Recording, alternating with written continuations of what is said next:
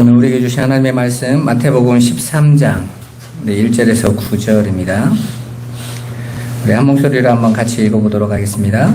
그날 예수께서 집에서 나가사 바닷가에 앉으시매 큰 무리가 그에게로 모여들거늘 예수께서 배에 올라가 앉으시고 온 무리는 해변에 서 있더니 예수께서 비유로 여러 가지를 그들에게 말씀하여 이르시되 씨를 뿌리는 자가 뿌리러 나가서 뿌릴새 더러는 길가에 떨어지매 새들이 와서 먹어버렸고 더러는 흙이 얕은 돌밭에 떨어지매 흙이 깊지 아니하므로 곧 싹이 나오나 해가 돋은 후에 타서 뿌리가 없으므로 말랐고 더러는 가시떨기 위에 떨어지매 가시가 자라서 기운을 막았고 더러는 좋은 땅에 떨어지매 어떤 것은 100배 어떤 것은 60배 어떤 것은 30배의 결실을 하였느니라.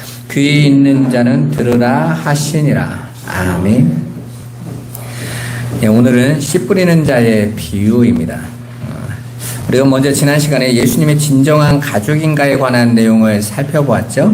예수님은 자신의 혈통적 가족들을 들어서 하늘의 가족관계를 설명해 주신 것입니다. 여러분, 이 땅에 있는 것들은 하늘의 것, 보이지 않는 하늘의 것을 보이는 것으로 모형으로 나타낸 거예요. 그래서 보여지는 이 땅의 것은 실체가 아니라 보이지 않는 그 하늘의 것을 가르쳐 주기 위해 하나님께서 보여주시는 거기 때문에 우리가 그거에 묶이면 그 하늘의 것을 온전히 깨달을 수 없는 거죠. 그래서 예수님에게 사두개인들이 이런 질문을 하지 않습니까? 한 7의 형제가 있는 집에서 첫째가 결혼을 했어요. 며느리가 들어왔죠. 근데 이 첫째가 아들을 낳지 못하고 일찍 죽은 거예요.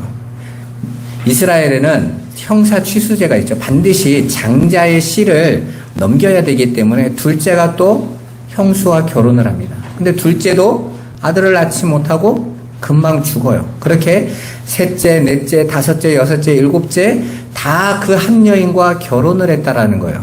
그러면 천국에서는 누가 부인입니까? 이게 따지지 않습니까? 그거 무엇을 가지고 하늘을 평가하고 있는 거죠? 지금 이 땅에 있는 모형 가지고 하늘의 것을 자꾸 판단하려다 보니까 그런 오류가 나오는 거죠. 예수님이 뭐라고 말씀하십니까? 너희가 하나님의 말씀도 천국도 오해했구나. 천국은 그런 혼인관계 없어. 인정 안 한다는 거예요. 이 땅에서 잠깐 저와 여러분들이 모형으로 가지고 있는 그 관계 그거 하늘로 가져갑니까? 못 가져간다라는 것이죠. 그죠? 그러니까 이 땅에 있는 그 가족이라는 그건 보이지 않는 하늘에 있는 아버지 하나님, 우리가 아버지로 삼고 있는 그 아버지와 그 아버지의 아들들, 천국의 아들들, 하늘의 백성들인 그 관계가 형제요, 자매요, 모친의 관계인 하나된 관계를 가르치기 위하여 이 땅의 모형으로 가족이라는 걸 보여준 거지 그게 하늘에 실현되는 게 아니란 말입니다. 그래서 뭐라고 말합니까? 너희가 거기서 빠져나와야지, 깨어 일어나야지. 계속 그거가 전부인 것처럼 살아가면 거기에서 묶인다 그러는 거예요. 대부분 사람들은 거기에서 빠져나오지 못합니다. 왜냐하면 그것이 진짜라고 보고 있기 때문에.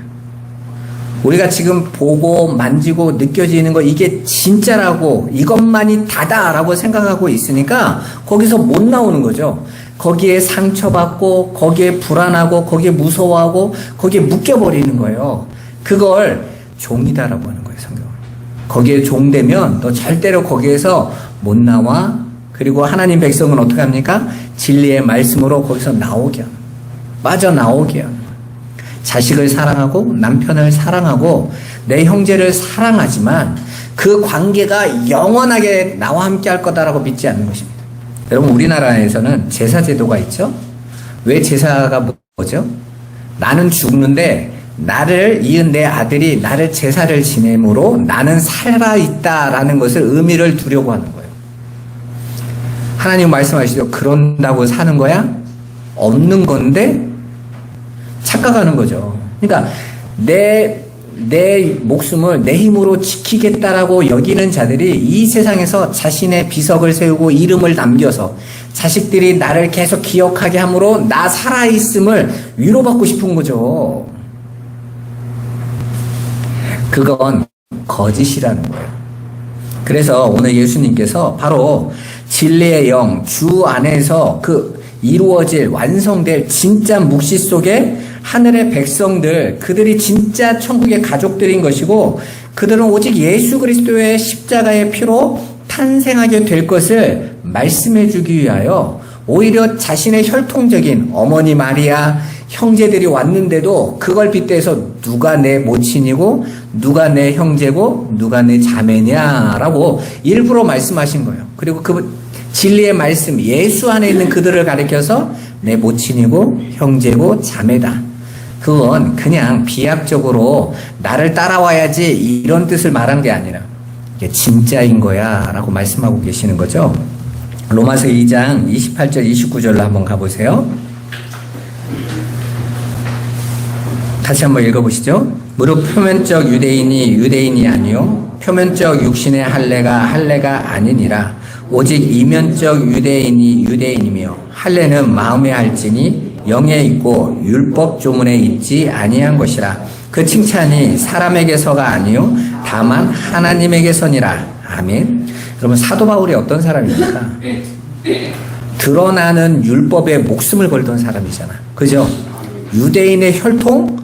그거 자부하던 사람이잖아. 그죠? 그래서 예수가 사마리아 지방에 가서 복음 전한 거 인정할 수 없고, 그건 유대인으로서 해서는 안 되는 일이거든요. 그러니까 유대인은 그 사마리아인과 접촉만 해도 불결해진다라고 여겼어요. 그런데 예수님은 그 사마리아의 땅에 가서 그것도 거의 창녀급인 남편이 5이나 두고 6번째 남편까지 둔 새로운 남편을 두고 있는 여자에게 가서 말씀을 나누시고 온 사람. 있을 수 없는 거거든요. 말도 섞지도 않는데. 오직 했으면 유대인들이 사마리아의 땅에 유대와 사마리아 그리고 위에 갈릴리가 있는데 이 땅을요 안 지나가려고, 지나가면 금방 가는데 배 타고 돌아갔다니까요. 거기 왜? 거기는 개 돼지니까 그들과 접촉만 해도 안 된다고요. 그런데 그걸 가장 철저히 신봉하고 지키던 사람이 누구였습니까? 사도 바울이요. 그래서 그는 예수를 인정할 수 없었던 거예요.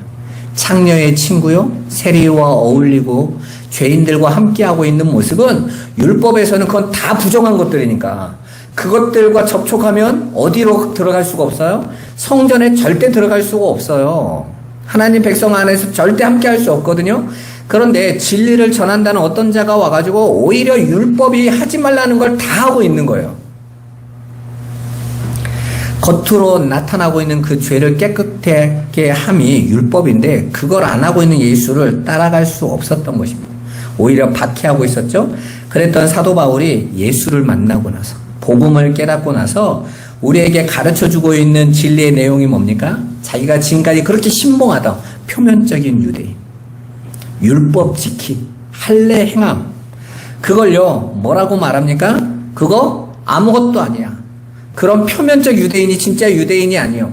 표면적인 할례 행함, 그럼 행함 그게 진짜가 아니라 이면적 유대인, 내면에 하나님의 영 생명으로 받는 것만이 진짜인 거야 라고 말하면서 오히려 자기가 유대인의 대표로 예수를 박해하던 존재가 반대로 예수 앞에 서서 유대인이 가지고 있었던 그 모든 것들을 죄다라고 선언하고 있는 거잖아요.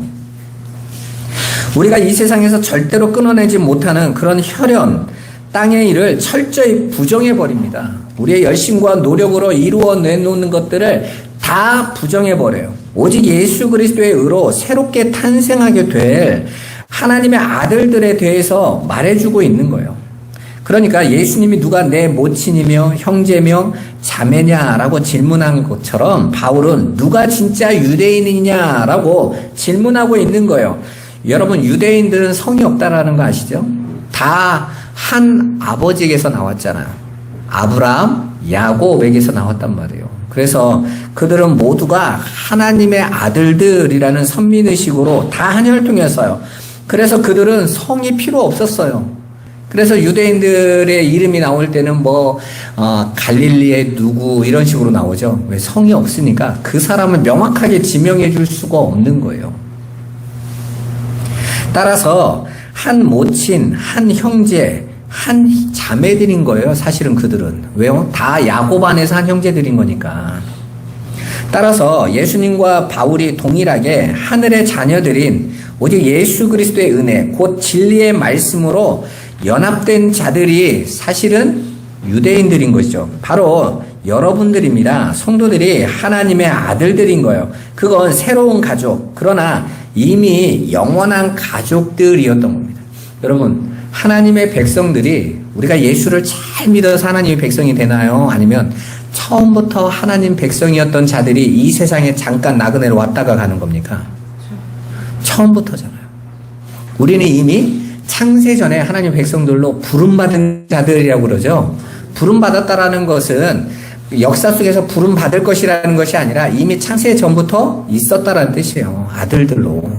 그리고 이 역사 속에 보냄받았어요. 그러니까 저와 여러분들 교회는 이미 하늘의 친척이요, 형제요, 자매요, 모친들이었던 거예요. 그들은 이 역사 속에 잠깐 하나님 모르는 상태에서 가족을 잃어버린 상태에서 삶을 살아가게 한 것이죠. 그리고 결국은 어떻게 합니까? 다시 영원한 가족 안으로 불러들이시는 거예요. 아, 이게 진짜 내 가족인 거구나. 이게 진짜 내 형제인 거구나로 살아가는 것입니다. 그렇게 저와 여러분들은 온전한 교회, 온전한 하늘의 가족임을 명심하시고 우리가 나와 너로 판단하지 마시고 나들로 생각을 하세요. 제가 그랬죠? 천국은 다 나들만 있다고 그랬잖아요. 나와 너는요, 나와 다른 거잖아요. 그런데 우리는 하나님의 한 몸 지체라면서요. 지체는요, 다리가 나는 팔이고 너는 다리고가 아니잖아요. 그 다리도 난 거잖아요. 그죠? 온몸이 서로 하나로 연결되어져 있는 거니까 모두가 나들인 것이란 말입니다. 그래서 교회가 하나 운동을 하자 하면서 너가 하나 되자로 하는데 교회는 그게 아니에요. 원래 나들이었기 때문에 하나였던 거예요. 그걸 모르고 살아갔었는데 나였네? 우리 김영배 집사님이 나였네? 우리 맹장로님이 나였네? 이리로 가는 거죠. 그걸 깨닫게 되면 더 이상 그분이 남의 일로 안 보이고 나로 보인단 말이에요. 그게 교회인 것입니다. 그 관계가 이해되지 못하면 우리는 신앙생활을 엉뚱한 거 한다니까요. 나와 너를 분리해서 나의 행복, 너의 불행 관심 없어 이렇게 가는 거예요. 아니에요. 모두가 나의 아픔인 것입니다. 우리 일부 예배 때 우리 장로님께서 우리 교회 연약한 분들을 위해서 기도하시던데 그들이 나니까 그 아픔을 함께 나눌 수 있는 거잖아요. 내가 아픈 거죠, 내가. 그게 성도들의 모습입니다. 오늘 본문은 씨 뿌리는 비유예요. 이 비유는 굉장히 중요합니다. 왜냐하면 성경 전체를 해석하고 관통하는 비유이기 때문에 그래요. 교회 다녀보신 분들이라면 너무나 잘 아는 비유죠. 한두 번 설교 들어보셨겠어요? 한 교회를 한 30년 다니면요, 씨 뿌리는 비유는 한 수십 번 듣습니다. 오시는 강사분들도 하시고 어디 가서 들으면 그리고 극동방송 틀으면요 거의 일주일에 두세 번씩은 씨 뿌리는 비유가 나와요. 우리는 이 비유 속에서 하늘의 비밀이 무엇인지를 알아볼 수 있어야 됩니다. 예수님이 가르쳐 주신 씨 뿌리는 비유는 유대인들의 일상적인 농사 짓는 이야기예요. 오늘 큰 무리가 예수님에게 모여들었다고 말씀하고 있잖아요.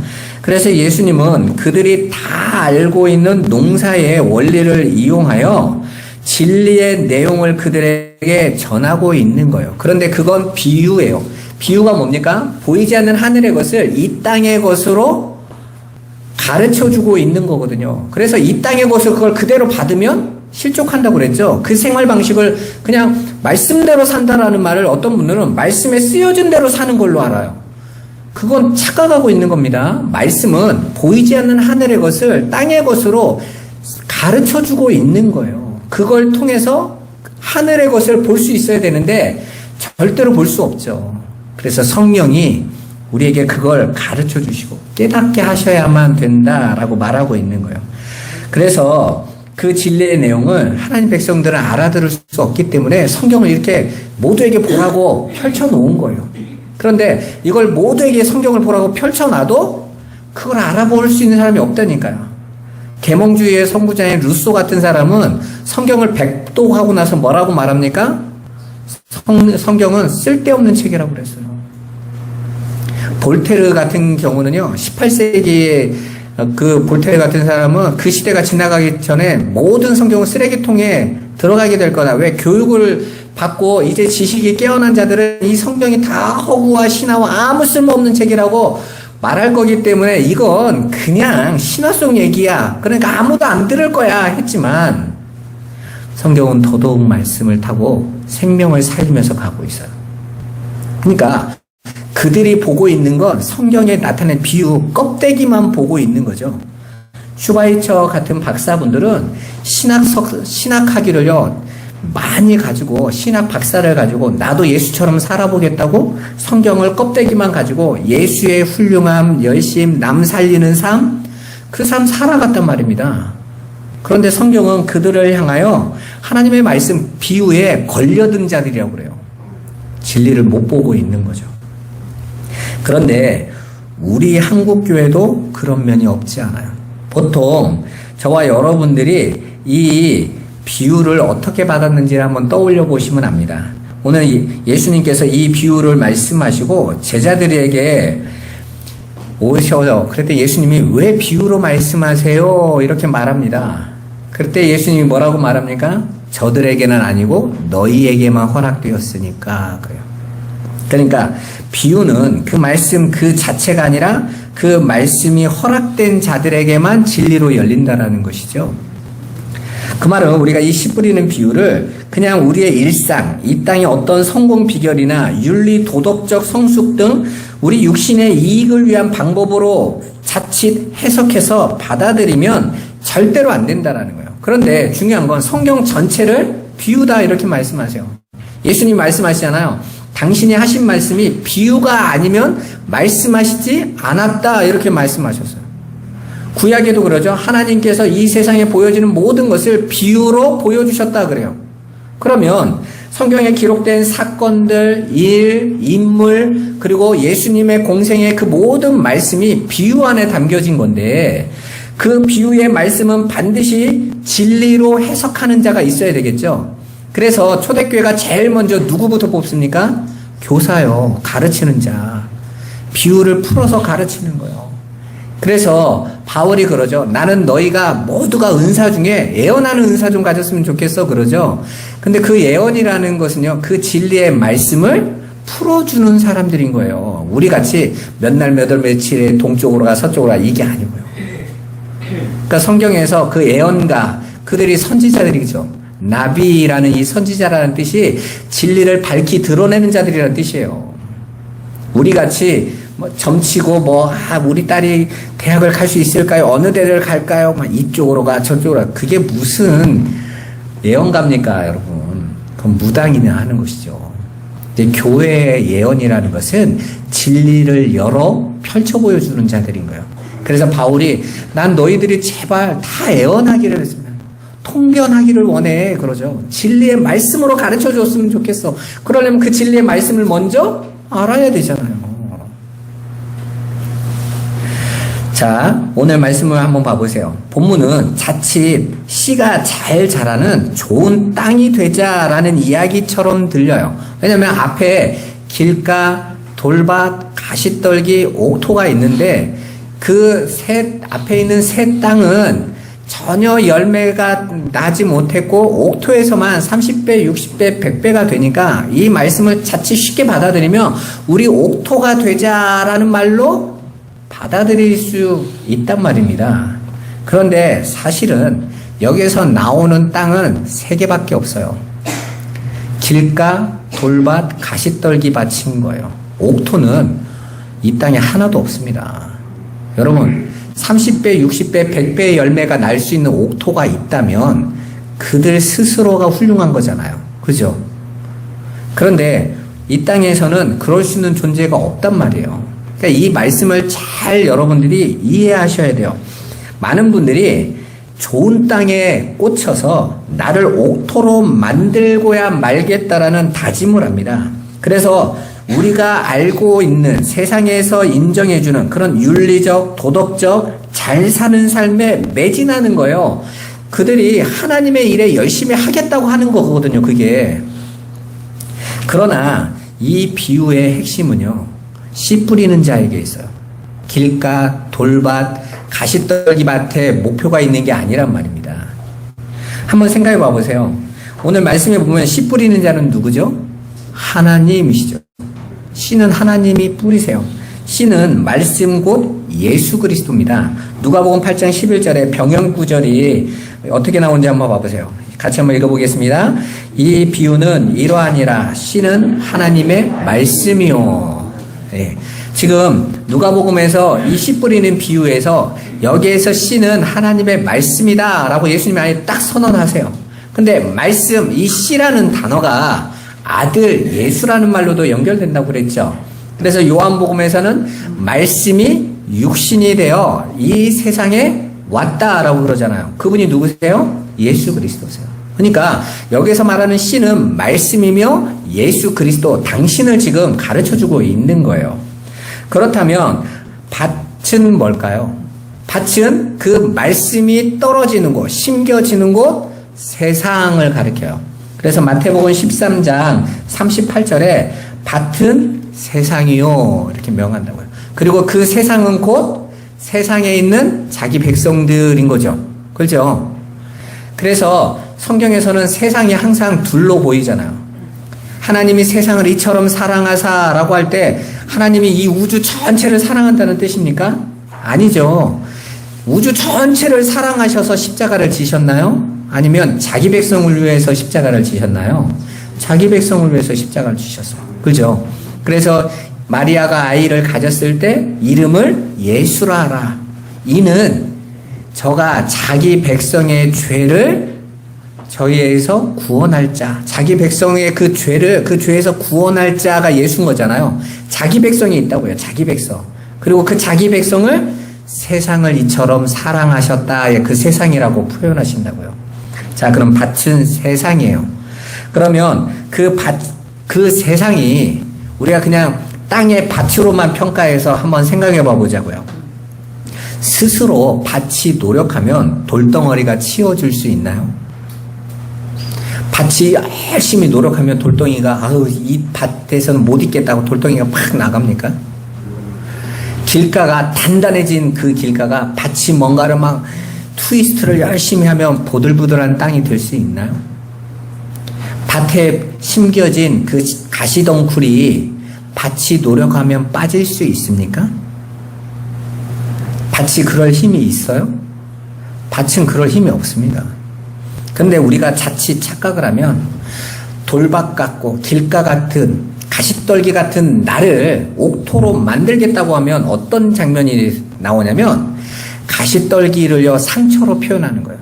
과거의 상처, 어려움, 힘듦 이것들에 매이지 마세요. 뽑아버리세요. 그럽니다. 그래야 하나님의 말씀 그런 상처 때문에 그러한 시기심 내 안에 있는 그런 마음들이 하나님의 말씀이 못 자라나게 한대요. 하나님 말씀이 그렇게 무능한가요? 가시떨기는요 우리가 치울 수 있는 것이 아니란 말이에요. 그러면 그렇게 길가 돌밭 가시떨기를 뽑아버려서 옥토를 만들자고 하면 어떤 성도가 등장하는 줄 아십니까? 안 뽑혀져요. 밭이니까 가시떨기를 뺄 능력도 안 되고 길가의 돌도 치울 수 없고 길가를 바꿀 힘도 안 된단 말입니다. 그럼 어떻게 할 것 같으세요? 포장하죠. 위장하죠. 그때부터. 가시떨기 없는 척, 돌멩이 없는 척, 길가 아닌 척 하는 성도가 나오는 거예요. 우리는 그런 걸 성화라고 한단 말이에요. 천만에요. 이 땅에 그런 사람은 단 하나도 없습니다. 내 힘으로 그걸 뽑아낼 능력이 없단 말입니다. 절대로 안 돼요. 그런데도 우리는 뽑아내세요. 가시떨기를 빼내세요. 돌멩이를 치우세요 하면 아멘 한다고요. 안 되는데 어떻게 아멘이 돼요? 그러니까 그날부터 가서 치워야지, 눌러야지 이러고 살아가는 거예요. 그리고 교회 와서는 맨날 눈치 보는 거죠. 왜 안 빼지거든. 안 뽑히거든요. 안 나가거든요. 그러니까 어떡합니까? 거룩한 척하고 서 있는 거예요. 그리고 그걸 기준 가지고 저분 훌륭하네, 믿음 좋네 이러고 평가를 해줘요. 여러분, 우리 신앙이 하나님의 말씀을 들어도 깨닫지 못했고 보아도 알지 못했다라는 반증이에요. 지금 예수님의 비유를 제자들이 다 듣고 무슨 의미냐고 묻잖아요. 그 말은 지금 주님이 하신 말씀의 의도를 아무도 못 깨닫다라는 거죠. 그런데도 여전히 우리가 이 말씀을 가지고 윤리 도덕 차원으로 끌고 가고 있다는 건 여전히 이 시대에도 하나님의 말씀 못 알아듣고 있다는 것입니다. 그리고 사실은 목사님들은 그 씨 뿌리는 비유의 핵심을 알 수도 있어요. 근데 왜 그렇게 설교 안 하냐면 여러분들이 그런 설교를 안 좋아해. 차라리 가시떨기를 뽑아내세요. 돌멩이를 치우세요 하면 아멘이 되는데 할 필요 없네. 알아서 하시겠지. 이렇게 간단 말이에요. 그러면 교회에서는 흥이 안 날 것 같으니까 억지로 아니 목사님들이 여러분들이 좋아하는 말로 자꾸 바꿀 수 있단 말입니다. 그런데 말씀이 뭔가는 알아가셔야 될 거 아니에요? 마태복음 13장 13절에서 16절에 뭐라고 말합니까? 우리 성경에 보면 같이 한번 읽어보죠. 그러므로 내가 그들에게 비유로 말하는 것은 그들이 보아도 보지 못하며 들어도 듣지 못하며 깨닫지 못함이니라. 이사야의 예언이 그들에게 이루어졌으니 일러스되 너희가 듣기는 들어도 깨닫지 못할 것이요 보기는 보아도 알지 못하리라. 이 백성들의 마음이 완악하여져서 그 귀는 듣기는 둔하고 눈은 감았으니 이는 눈으로 보고 귀로 듣고 마음으로 깨달아 돌이켜 내게 고침을 받을까 두려워함이라 하였느니라. 그러나 너희 눈은 봄으로 너희 귀는 들음으로 복이 있도다. 아멘. 뭐가 복이라고요? 하나님의 말씀이 들려. 아, 그 뜻이에요 하고 보여져, 깨달아져. 그게 진짜 복이야. 아리스토텔레스가 이런 말을 했더라고요. 먹는 것은 생존을 위한 것이고 대화는, 교제는 영원한 것을 위한 것이다. 그러니까 인간에게 진짜의 행복은 먹음으로, 먹는 것으로 주어지지 않고 온전한 만남의 대화로 이루어진다는 거예요. 그런데 이 세상의 만남의 대화도 우리가 좋은 친구들하고 대화하면 즐겁잖아요. 행복하잖아요. 그런데 그때뿐이죠. 진짜 진리에 대한 내용은 아니니까. 그러면 진짜 진리의 내용을 갖고 계신 하나님과 우리가 온전한 교제가 이루어지고 그 뜻을 알게 된다면 그게 진짜 행복이란 말입니다. 그래서 성경에서 그 행복, 그 평강 내가 줄게 그러는 거예요. 그런데 모든 사람들이 먹는 것에 생존을 위한 것에서 행복을 찾아요. 그러니까 행복이 없는 겁니다. 이제는 그게 넘치고 풍성해지면 더 이상 먹을 걱정이 없어지면 거기선 더 이상 행복의 목표가 안 나오는 거예요. 우리 어렸을 때 가난했을 때는 하루 3끼 먹는 게 힘들었을 때는 먹는 게 행복이었어요. 근데 여러분 자녀들에게 먹는 게 행복이다라고 말하면 그거 이해됩니까? 이해 안 하죠. 그러니까 좀 안 먹으면 어때? 이렇게 나옵니다. 왜요? 안 먹어본 적이 없어서 그래요. 넘쳐서 문제인 거죠. 여러분, 우리는 하나님의 말씀, 그것이 무엇인지를 알 때 그 안에서 참된 기쁨과 행복, 그 하늘의 것을 볼 때 즐거운 거예요. 그렇다면 오늘 예수님이 말씀하시는 길가, 돌밭, 가시떨기는 무엇을 가르쳐주기 위한 모형들일까요? 로마서 3장 10절에서 13절, 23절 한번 같이 읽어보겠습니다. 기록된 바 의인은 없나니 하나도 없으며 깨닫는 자도 없고 하나님을 찾는 자도 없고 다 치우쳐 함께 무익하게 되고 선을 행하는 자는 없나니 하나도 없도다. 모든 사람이 죄를 범하였음에 하나님의 영광에 이르지 못하더니. 아멘. 바로 이 상태가 지금 예수님이 표현하고 계시는 길가, 돌밭, 가시떨기의 상태인 거예요. 그러니까 하나님의 씨가 주어져도 그들은 절대로 그 씨가 열매로 맺어질 수 없는 존재들인 거죠. 그러니까 혼돈과 공허하고 흑암에 가득 차 있는 이 세상, 그 세상 자체가 길가, 돌밭, 가시떨기의 모습인 거예요. 이사야에서부터 에레미야까지 하나님이 주신 말씀 안에 이스라엘을 향해서 하나님이 계속 같은 말씀하세요. 길가, 돌밭, 가시덩굴이다. 내가 극상품 포도나무를 생산하는 포도원을 만들어 놨는데 그 안에 가시덩굴만 우겨졌다. 그러니까 하나님의 백성들이 스스로 하나님의 진리의 말씀을 잘못 잡아서 엉뚱한 것을 뽑아내고 있는 형국인 거예요. 그렇게 진리의 씨가 떨어져도 스스로 힘으로는 절대로 열매를 맺을 수가 없는 상태인 것입니다. 그런데 그런 전적으로 불가능하고 무력한 땅에 그 밭에 생명의 씨가 떨어져 그 단단했던 마음을, 돌덩어리 같은 그 마음을, 가시떨기 같은 그 마음을 뚫고 들어가셔서 그들 안에 30배, 60배, 100배로 열매로 만들어내시고 그들을 뭐라고 부르세요? 원래는 길가였는데, 원래는 돌밭이었는데, 원래는 가시떨기 밭이었는데 하나님이 뭐라고 부르신다고요? 옥토라고 부르신다고요. 그래서 하나님 그러시잖아요. 예수 안에서 당신의 마음을, 당신의 법을 자기 백성에게 심으시고 너는 내 백성이다 그러신다니까요. 그들은 저주의 백성인데 그들을 불러들이시고 너는 내 백성, 그게 바로 옥토인 거예요. 따라서 지금 여기에서 예수님이 말씀하고 계시는 건 그렇게 길가, 돌덩어리 땅, 가시떨기 같은 우리들을, 의인은 없나니 단 하나도 없었는데 그들 안에 하나님의 말씀의 씨 예수가 그들 안에 뚫고 들어오셔서 우리를 온전히 열매로 맺으시는 옥토가 되게 하시는 하나님의 구원의 이야기란 말입니다. 그러니까 본문의 씨 뿌리는 자의 비유는 그렇게 혼동, 공허와 흑암이라는 불가능한 밭에 하나님의 백성들 안에 예수라는 씨가 떨어져 그들을 새로운 창조물, 그렇게 하나님의 백성으로 풍성하게 열매 맺는 자로 완성하시는 구속에 대한 이야기였던 거예요. 그냥 밭을 잘 가꾸면 성공을 일구어지고 열매를 맺어보자 라는 내용이 아닌 것입니다.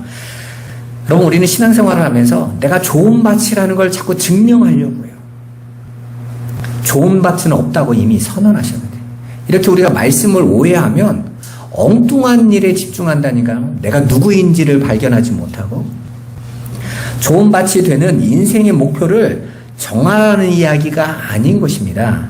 따라서 본문의 씨 뿌리는 자의 비유는 그 자체로 예수 그리스도의 필연성, 절대성, 유일성을 가르쳐주고 있는 거예요.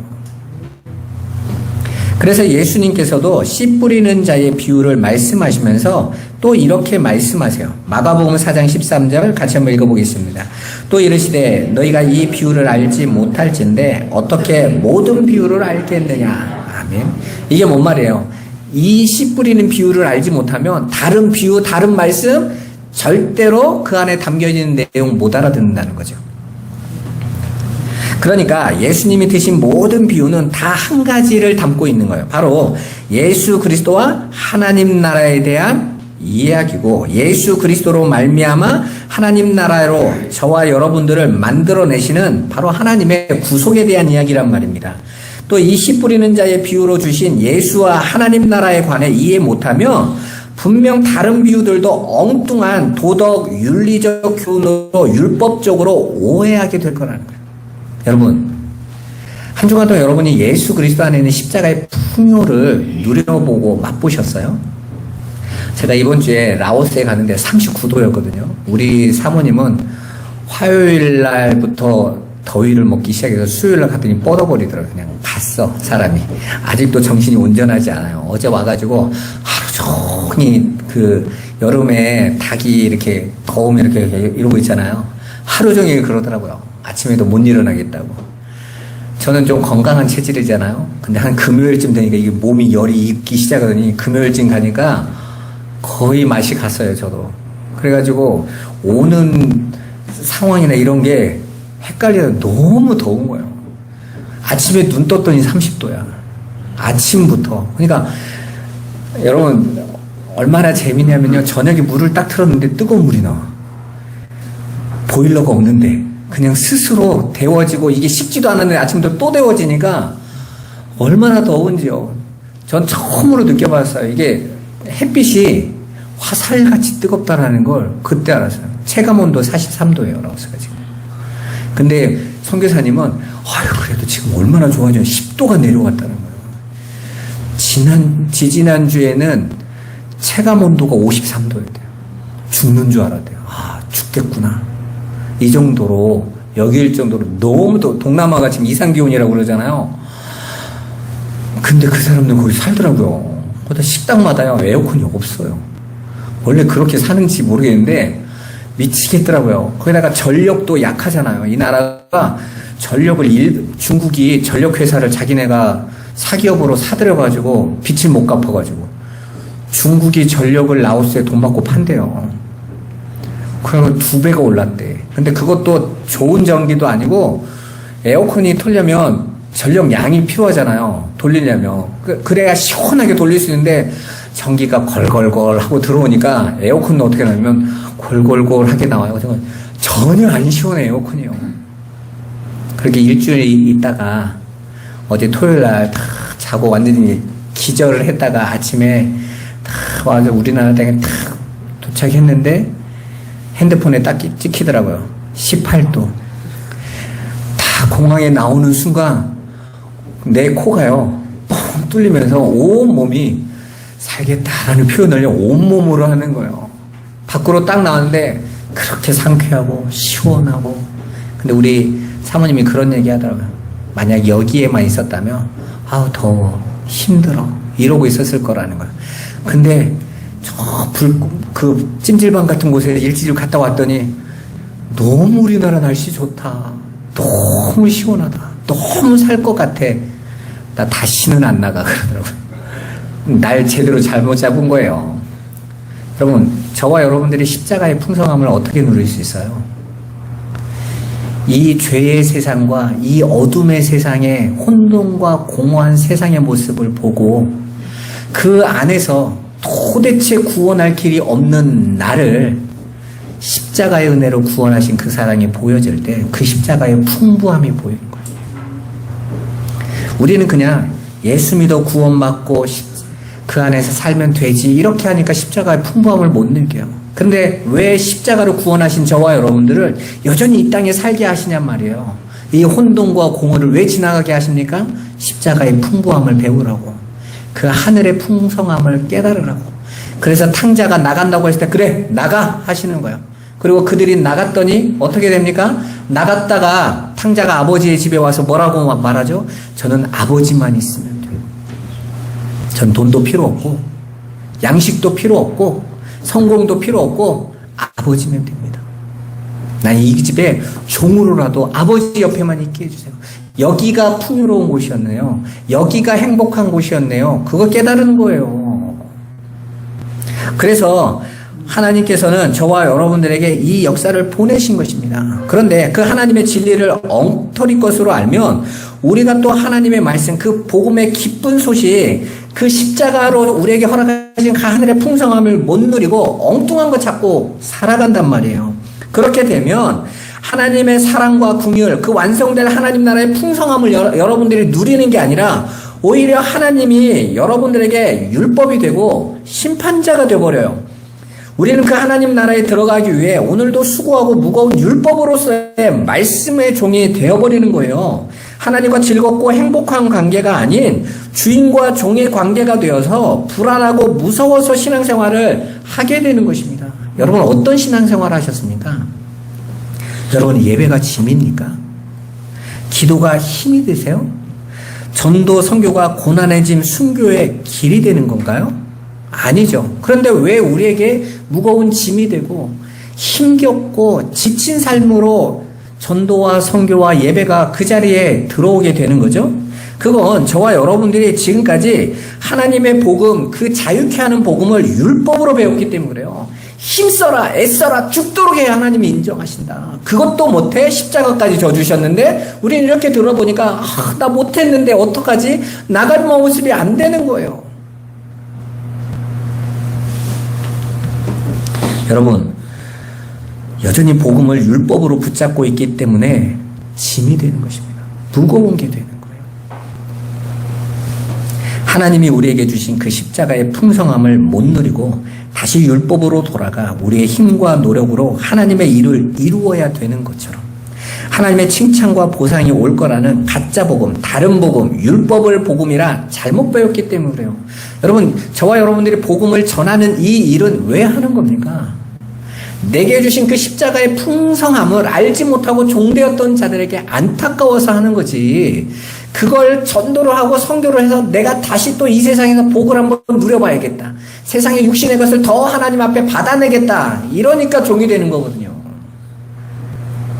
예수면 충분한데, 십자가면 풍성한 것인데 엉뚱한 것으로 또 율법의 짐을 지워주는 거예요. 그래서 바울이 갈라디아서에서 바로 또 그 율법의 짐을 지워주는 유대인 거짓 사도들을 향하여 다른 복음은 없나니, 비록 천사라도 다른 복음을 전하면 어떻게 될 거라고 그랬어요? 저주를 받게 될 것이다.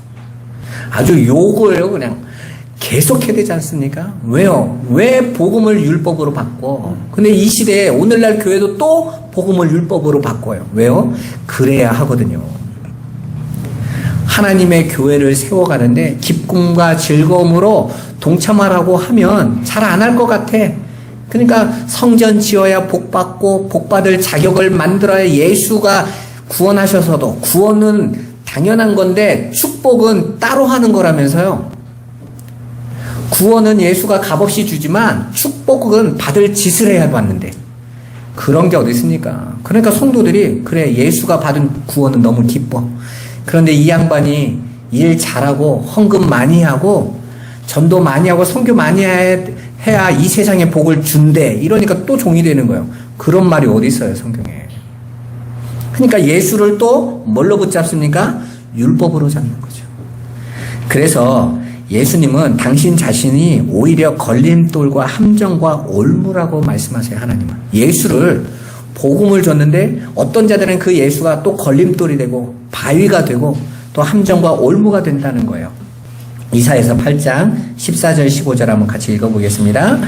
그가 성소가 되시리라. 그러나 이스라엘의 두 집에는 걸림돌과 걸려 넘어지는 반석이 되실 것이며 예루살렘 주민에게는 함정과 올무가 되시리니 많은 사람들이 그로 말미암아 걸려 넘어질 것이며 부러질 것이며 덫에 걸려 잡힐 것이니라. 아멘. 여기서 그는 바로 예수 그리스도를 말해주고 있어요. 그런데 그 예수 그리스도가 오히려 이스라엘, 하나님의 백성들인 거죠. 그들에게는 걸림돌과 걸려 넘어지는 반석과 함정과 올무가 되어져서 이스라엘이 열매가 맺지 못하게 만들 거라는 거예요.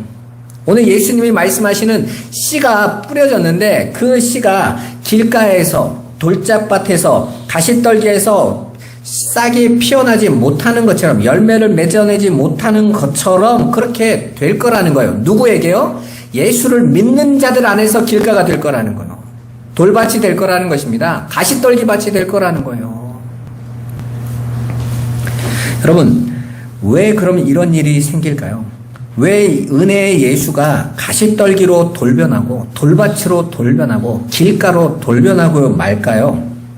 바로 그 예수를 붙잡고 있는 자들의 중심 사고가 무엇이냐면 인본주의이기 때문에 내가 이루어야 되겠다. 하나님이 부어주신 값없는 은혜를 깨닫지 못하고 또 그 예수를 은혜로 붙잡는 게 아니라 그 예수 받았으니 내가 그 예수의 일을 어떤 것들을 해내서 그 예수 앞에 나를 또 인정해야지, 나 잘 믿는 자로 인정받아야지 라는 그 인본주의, 그것 때문에 또 일을 만드는 거예요. 기쁨의 전도의 소식을 전하는 일이, 그 복음을 전하는 그 선교의 일이, 그 선교의 그 기쁨의 사역이 일이 되는 거예요. 보상의 길이 되는 거예요. 율법이 되는 것입니다. 그건 하나님이 율법을 주신 게 아니라 스스로 율법으로 받았기 때문이에요. 그걸로 자기를 증명하려고. 하나님은 그렇게 선악과를 통해, 십자가를 통해, 예수를 통해 지금도 우리를 훈련하고 계세요. 어떤 자들에게는 그 말씀이 길가처럼, 돌밭처럼, 가시떨기처럼 율법으로 받아지고 선악과로 받아들여지고, 어떤 이들에게는 그 예수, 그분이 생명나무 실과가 되어져서 그 예수의 그 은혜, 그 사랑, 그 풍성한 긍휼을 맛보고 느끼며 그 안에서 살아나는 자들이 나오는 것입니다, 여러분. 그렇게 여전히 예수를 믿는 곳조차도 자신을 증명하고자 하고 자신들의 것을 하나님의 일들이라고 정의하고 하나님 앞에 포장해서 내놓으려고 하는 자들이 있죠. 그들은 여전히 선악과를 따먹고 무화과 나뭇잎으로 옷을 만드는 무리의 길을 걸어가고 있는 거예요. 그러니까 여러분, 제가 이 앞에서 이 복음을 던져도 여러분이 그걸 율법으로 받느냐 복음으로 받는 거냐는 하나님의 성령에 의해서 이루어지는 것입니다. 근데 꼭 아셔야 돼요. 하나님의 복음은 은혜로 여러분에게 주어진 거예요. 제가 그랬잖아요. 은혜로 깨달아지지 않으면 일하지 말라고. 그게 기뻐서 감격스러워서 그 안에서 해야죠. 안 되면 힘든 거예요. 우리 라오스에 있는 선교사님이 이런 얘기 하시더라고요. 자기는 라오스 사역자들에게 이렇게 말을 했대요. 그들이 처음에 와서 모임을 가질 때 모이려면 차비나 또 식비나 숙소나 이런 게 없다고 그러더래요. 그래서 우리 붙여주신 그 샘 전사한테. 그래서 선교사님이 그랬대요. 난 돈 없어서 그거 못 해주니까 나는 너희에게 말씀만 주러 왔으니까 너희가 말씀이 필요하면 와. 그랬다는 거예요. 그랬더니 그 목사들이 처음에는 뭐 이런 게 다 있어 그랬겠죠. 보통 선교사님들은 모여만 줘도 내가 다 될 테면 모여만 줘. 차비, 식비, 또 숙식 내가 다 해줄 테니까 오기만 해. 용돈도 줄 테니까 그럴 건데 이 김계영 선교사님은 그냥 니들이 와. 듣고 싶으면. 그러니까 어찌 해가지고 이제 그들이 왔어요. 그래서 갈 때 차비는 줬다고 그러더라고요. 털털 털어서 왔으니까. 와서 나는 너희에게 말씀만 줄 거야. 그리고 난 말씀밖에 없어. 봐라. 없잖아, 삶이. 꾀죄죄 하잖아. 근데 나는 말씀이 좋아서 왔어. 말씀을 줄 자들이 필요해서 복음을 전했어요. 이분들이 너무 놀란 거죠. 한 번도 이런 말을 들어본 적이 없다고. 그런데 말씀을 못 주고 그냥 일만 하는 분들도 많아요. 그냥 마스크 갖다 주고 옷 갖다 주고 그냥 그것만 열심히 하는 거죠. 왜요? 여기는 공산주의 땅이거든요. 혹시 쫓겨날까 봐. 근데 그러더라고요. 그건 하나님이 하실 일이고 선교사님 말씀처럼 우리는 그 복음 전하다가 가면 되는 거죠. 뭐 그게 뭐 아쉬워요? 그 진리를 전하다가 가는 게 받을 만하고 들을 만한 사람이면 하나님 듣게 하시겠지. 뭐가 아쉬워서 그 복음은 말 한 번도 안 하고 수년을 거기서 안 쫓겨나려고 사업한다고 하고 그냥 일하고 학원 꾸리고 그러다 나중에는 학원 일이 너무 급해서 거기에 계신 어떤 선교사님 한 분은요, 그게 그 목회자로나 이렇게는 못 오니까 거기서 이렇게 취업하고 법인을 내야 된대요. 어떤 분은 선교사님이 한국에서 이게 차량 정비를 배우셔서 와서 정비소를 열어가지고. 왜요? 이건 부업이야. 나는 복음을 전하기 위해서 이 자격을 얻기 위해서 이것만 하는 거야 했는데 너무 잘 돼가지고 선교를 못한대. 차 고치기만 해. 그래서 수년째 차만 고치고 있대. 우리 선교사님은 뭐하러 선교사라고 해? 그냥 정비사라고 하지. 할 수가 없는 거예요. 근데 늘 합리적이야. 왜? 합리화시켜. 공산주의 땅이라 그래. 한마디도 복음을 못 줘. 그 북한이 5호 2일 담당제잖아요. 그래서 5가구 중에 한 가구가 감시하는 체제되잖아요. 라오스는 3호 2일 담당제래요. 셋 중에 하나는 공산당에게 꼰지르는 인간이라는 거예요. 그러니까 이 사람들이요, 말을 못하는. 무서운 거죠. 쫓겨날까. 그런데 우리가 하나 아는 거 있잖아요. 복음은 하나님 백성들에게 받아들이는 것이고 우리의 생사 여탈권도 하나님에게 있는 것이다. 그걸 믿고 있으니까 그 일을 할 수 있는 것입니다.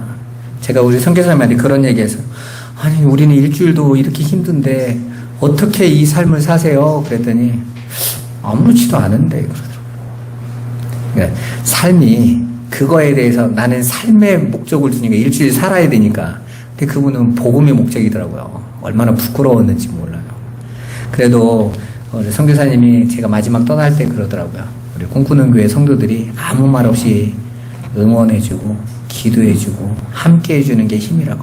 아무것도 요구하지 않고 뭔가 뭐 무슨 일 하고 있습니까? 늘 성교 보고 하세요. 이러면요 얼마나 힘들겠어요, 여러분. 근데 저와 여러분들이 기도해주고 응원해주고 별거 아니라고 생각하지만 함께 해주고 힘내세요 해주는 게 너무 큰 위로라고 그러시더라고요. 오늘도 저와 여러분들이 하나님이 행하시는 그 일, 그 씨 뿌리는 그 일, 그래서 우리가 온전히 30으로 60으로 100으로 열매 맺어지는 그렇게 옥토가 되어진 것, 그 은혜를 누리시고 그렇게 예수로 받은 그 구원을 풍성히 누리시기를 주님의 이름으로 축원합니다. 기도하겠습니다. 살아계신 하나님, 오늘 씨 뿌리는 자의 비유를 통하여 아버지께서 우리를 진리로 온전케 하시고 거룩케 하시고 온전히 하늘의 것으로 만들어내시는 옥토화시키시는 하나님의 놀라운 씨의 능력을 우리가 맛보게 하여 주옵소서. 그렇게 예수 그리스도의 십자가의 능력을 풍성히 누리도록 우리 성도들을 이끌어 주옵소서. 예수 그리스도의 이름으로 기도드리옵나이다. 아멘.